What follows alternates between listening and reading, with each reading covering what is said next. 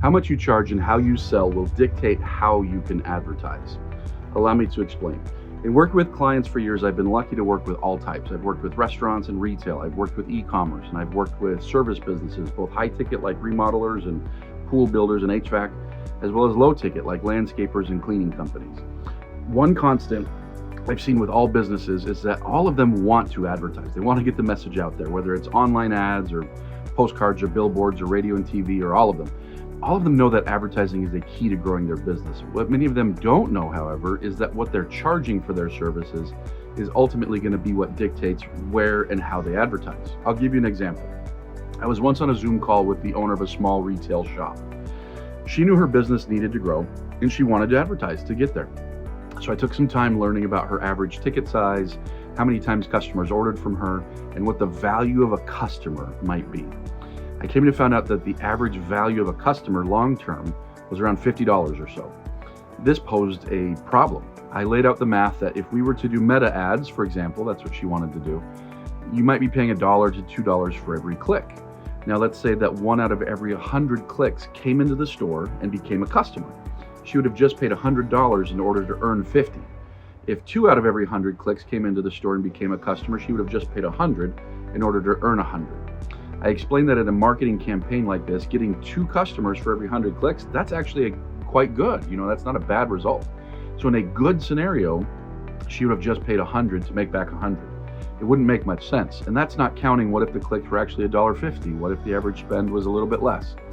So bottom line, with her current customer value, in order for her to advertise on a medium like Meta, she would likely only lose money. I told her the only way we could do this is, number one, we did something creative with her offer to get a higher dollar amount and or built a loyalty system to keep bringing them back. Now I tell this story because the business owner I was speaking with, she understood, she got it. But from kind of out of the blue, her husband came into the Zoom call. I didn't even know he had been listening. And he was mad at me. He was upset. He was mad that I was insulting his wife's business and telling her it's not good enough to advertise. And that was definitely not what I was saying to her.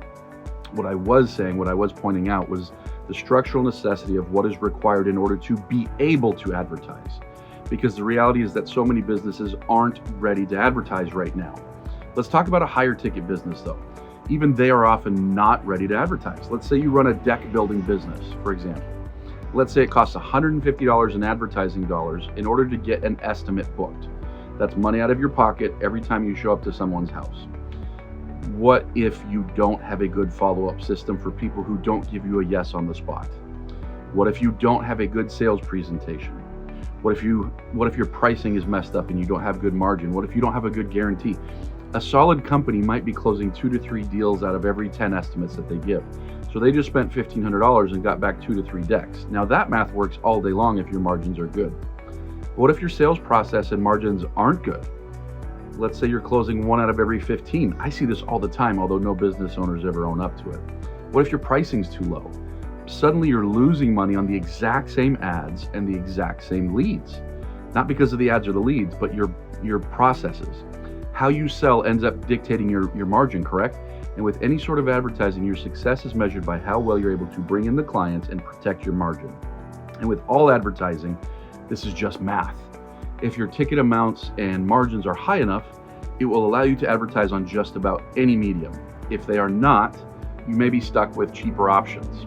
Having said that, if you find yourself in that position, you're better off fixing your business model than you are finding a cheaper advertising source. You're better off looking to see how can I actually charge more and close at a higher rate rather than going and trying to find the cheaper advertising option.